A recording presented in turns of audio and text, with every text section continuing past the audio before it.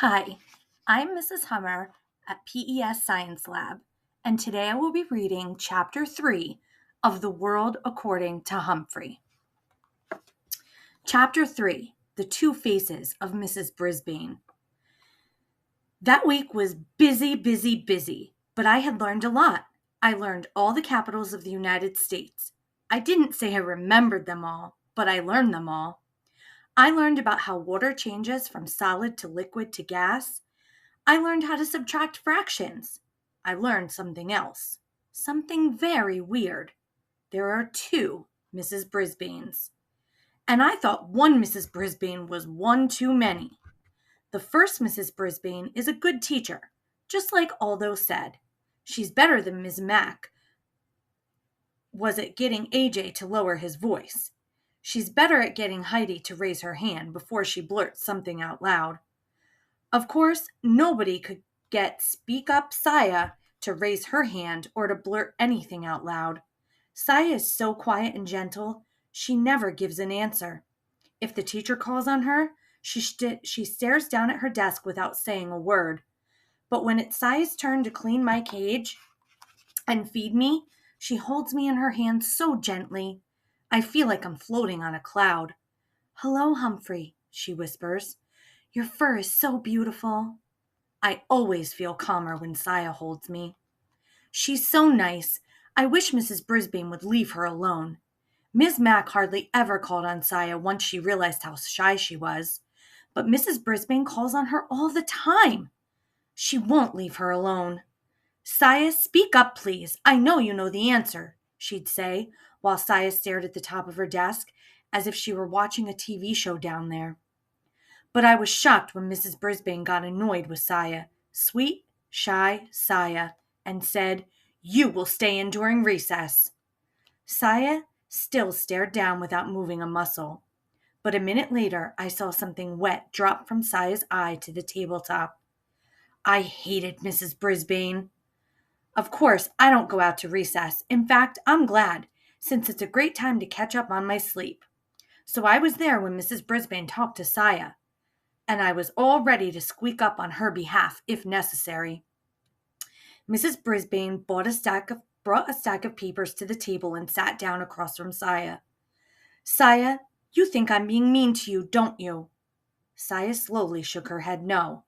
I heartily nodded my head yes, but no one was looking at me. "But I wouldn't call on you if I didn't know that you know the answers," the teacher explained. "Look at your papers and tests. You get 100% on everything. Spelling, science, geography, and arithmetic. Your vocabulary is excellent, but I have never heard you speak. Can you tell me why?" I checked my notebook and I was pretty impressed. I only got an 85 on the last vocabulary test. This girl is smart. Saya still did not speak. "Saya, I'm going to have to send a note home to your parents. Maybe they can help me figure out what to do," said Mrs. Brisbane. Saya looked up very frightened. "No, please," she said. Mrs. Brisbane looked surprised. She reached over and patted Saya's arm.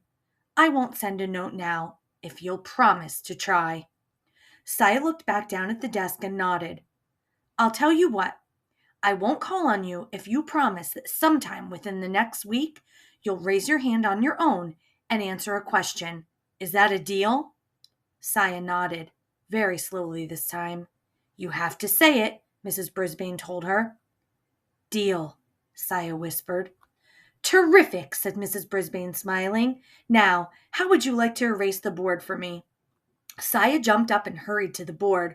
All the students in room 26 like to erase the board for some reason. Mrs. Brisbane was sure hard to figure out. She hadn't been mean to Saya at all. She just did what a teacher is supposed to do. I liked this Mrs. Brisbane. I even liked the pink blouse she had on. But at the end of the day, when the students were gone, the second Mrs. Brisbane came back. The really scary one. She straightened up the room and came over to the window to close the blinds.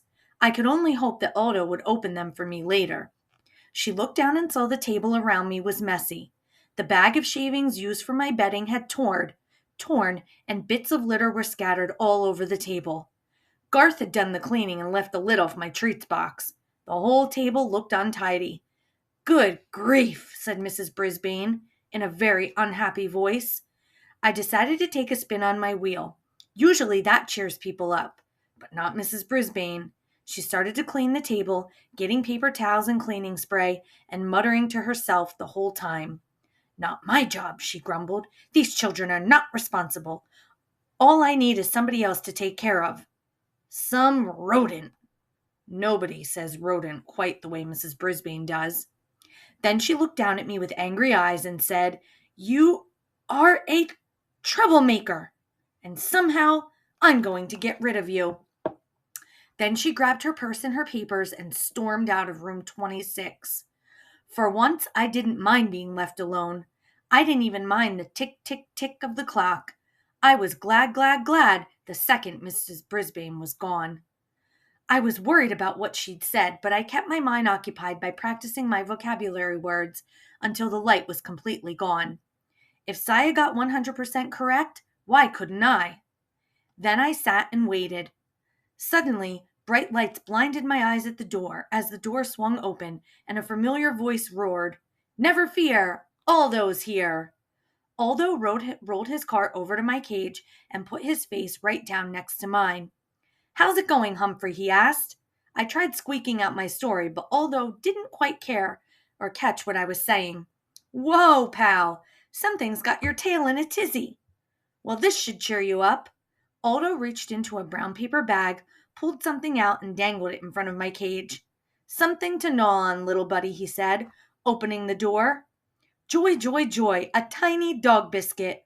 One of Mrs. Mack's friends gave me one of these once. You can crunch on it forever. Ha ha ha. Suddenly there's a smile on your face. Aldo beamed with pride. Now, I'll clean the room real fast so we can eat our dinner together. I never saw anybody move as fast as Aldo. He turned the music up full blast. Then he mopped and polished and swept and scrubbed while I nibbled and gnawed on my biscuit. When he was finished, Aldo pulled a chair up to my cage and took out his big sandwich.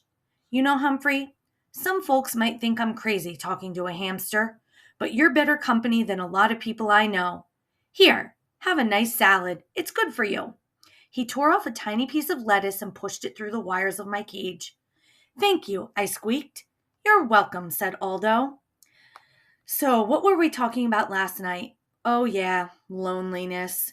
You know, I have friends, Humphrey, but during the day, when I'd like to do something, go bowling or go to a movie or something, they're at work.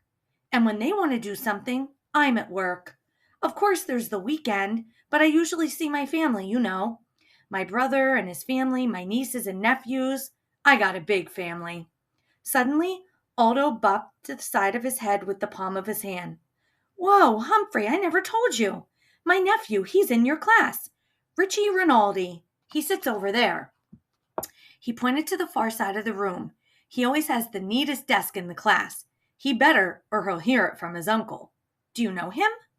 Of course, I squeaked. Repeat that, please, Richie. One of the nicest boys in the class. But he mumbled a lot and usually had to repeat something 2 or 3 times just to be understood. Aldo crunched his bag and tossed it into the trash can. Well, I'm out of here. You know, they got a frog in room 16, but he's not good company like you are. He sings nice, though. Sing? I'll squeak for you, Aldo, I thought. Squeak, squeak, squeak. Don't worry. I don't like him nearly as much as you, my friend, Aldo said. Then he opened the blinds to let the light in. Just as he was going out the door, Aldo said, See you next week, Humphrey. Next week? A cold chill came over me. Tomorrow was Friday. When Miss Mack was in room 26, she took me home for the weekend. But if Mrs. Brisbane didn't take me home, I'd have 2 very long days and nights with no one, not even Aldo, to feed me or chat with me. Even worse, what if Mrs. Brisbane did take me to her house? What fate would await me there? I had plenty to keep me busy the rest of the night, worrying about Mrs. Brisbane and how she planned to do away with me. Ms. Mack, please come back. Tip 3. Hamsters enjoy a change in routine. Among their favorite activities are eating, grooming themselves, climbing, running, spinning, taking a nap, and being petted. From Guide to the Care and Feeding of Hamsters, Dr. Harvey H. Hammer.